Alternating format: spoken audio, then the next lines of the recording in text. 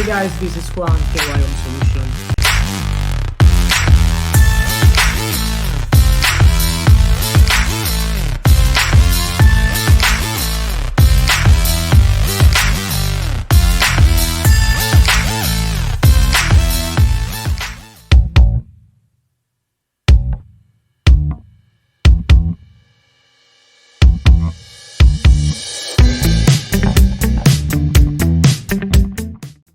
What's up everyone? Welcome back to our channel, and this week I want to talk to you about job opportunities here in Canada, and what in my opinion should be the first job that you should get when you relocate.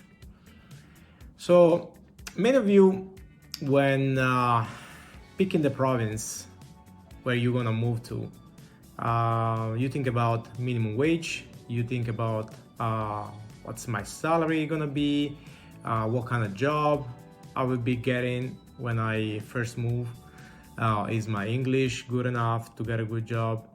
Those are all valid points. You definitely want to work on your English. You definitely want to try to get a job that pays above minimum wage. Reason is because across Canada you have minimum wages that go from 13.50ish up to 15.50. Currently I think the province with the best minimum wage are Ontario and British Columbia. But still, man, like you should approach this whole thing in a different way. You cannot come to Canada and see and thinking, okay, I'm gonna be getting minimum wage and I'm just gonna make it work. You definitely will have to do that at some point, especially at the beginning, but that cannot be the goal. So the goal needs to be way bigger. So your ambitions need to be way bigger. And the reason is because you can get by earning minimum wage, but at some point living paycheck to paycheck, and especially if your paycheck doesn't give you that much buffer, if something else happens, like if you just paying the bills and paying your rent, at some point you're gonna get very frustrated and say, okay, is it worth it?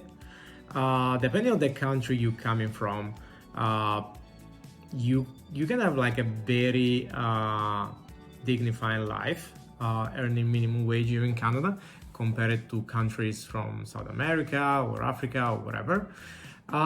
Still, I think you should aim higher, and I think you deserve more. The question is do you think the same about yourself? Do you think you deserve more? Do you want more? So I come up with this video because I want to give you a couple of options of jobs that you can do when you first arrive to Canada. Okay, the first one for me is something that I did myself, and it paid off very well for me. When the first 2 years in Canada, when I was studying, I worked as a waiter and I worked as a bartender. So I was working in restaurants, in clubs, pubs. I was working in banquet halls. So all these places that have events like weddings and communions and I don't know, other kinds of parties. And the reason is, although the minimum wage for this kind of jobs is usually lower than the regular minimum wage. Let's say in Ontario, you will have $15 minimum wage, and these jobs will pay, I don't know, $12 or $13, which is fine because the upside is that you get tips by doing these jobs.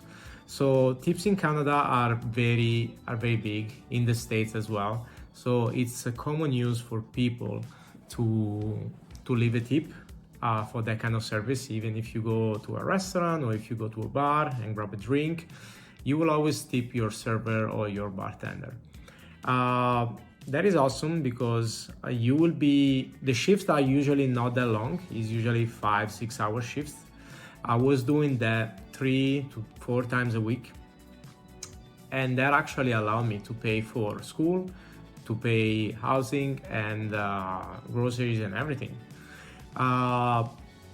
The way I was doing it is I will work the weekends, maybe an extra shift here and there during the week when I didn't have school, and I will get $12 an hour for 5 or 6 hours, and on average I'll get 30, 35, up to $50 in the weekend per hour in tips.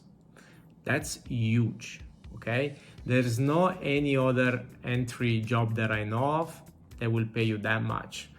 On Fridays and Saturdays, sometimes I will go home with $300 in my pocket. Okay, and that's massive. Okay, because I have friends and people that work in Dollarama or Walmart or I don't know, Tim Hortons or whatever. They are making $14-15 an hour, so they going home at the end of the shift with $70, $80, and I was going home with 300.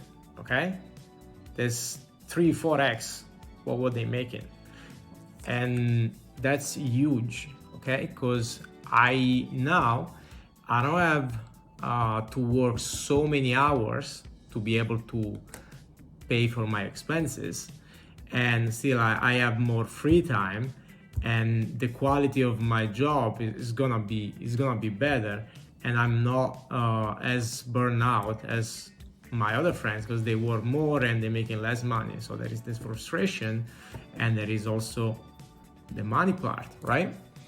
So this is something that I definitely recommend. If you have already some experience, that's awesome. Your English needs to be okay. This is something that you can improve. Like your attitude, I think it's more important than your English, but you still are required to have like a basic level of communication. And then depends, like the more high-end is the place that you try to work, the more is gonna be required of you in terms of English and in terms of skills. But you can start diners, you can start places that are not so fancy. You will still get tips in there, and then you learn, and then probably you go to a more high-end place, okay, and where you're gonna make more money, of course. The second job that I would recommend to you is working with cleaning services. Okay, some people doesn't want to do that. Some people think it's beneath them. I think what should be beneath you is not being able to provide to your family and come to Canada and not being evolving, not being growing. That is what would be beneath me. So as long as I'm growing, as long as I'm making money, as long as that gives me the opportunity to go to the next level, I'm gonna do it. So some cleaning jobs, most of them, they pay at least $20 to $25 an hour. And you can do this as an individual. You can go and say, hey, can I clean your place? Or can I clean, I don't know, your office or whatever it is. Most of the cleaning companies around, they work with either supermarkets like Walmart and Sobeys, like they have big contracts, or they have a smaller contract with apartment buildings, with offices, and even with private residentials. So you can do that. You can do it on your own, or you can just go to an agency or to a company that does cleaning and say, hey, they're always looking for people, always. And you won't be getting minimum wage. You'll be getting like at least $20-25 an hour, okay? Which is around like 30% more of whatever other entry-level job is paying, which is good. The third job that I will recommend to you is if you have any sort of skills, online skills or something that you can do remotely. I mean, like you are good at building websites, or you are good with marketing, or you have any online program that you can sell. Like, I don't know, you know a lot of something very specific that people usually struggle with, and you can help them solve that problem. So they have some pain and you are able to do something to relieve that pain. You should try to sell that, like 100%. So what I would do is you get like on YouTube, you get like on your phone, like I'm doing right now, and you can shoot a series of videos, 1, 2, 3, 4, 5, 6, or whatever it is, and then you sell the program. So this is how gonna help you to get from A to Z. These are the videos, and this is the cost. You do the work once, you record everything, and then you just try to promote those content and sell them eventually. So every time there is someone with pain and they have a problem, and if you have the solution, almost every time you can monetize that. Okay, so if it's something that you have the skills, and you're just afraid of the camera, get over it. Okay, just do it. Don't think about it, just do it, and there will be some extra cash for you. And then you will have to do that once. They will not take you time every time. So you have now yourself with the product that you can sell, you can monetize, and plus you still have your time that you can go and do something else, like another job, and make more money. So I hope that helps. And please guys, if you haven't done that yet, subscribe to the channel and give me a like for this video. And if you have any questions, please leave a comment below, and I'll see you at the next one.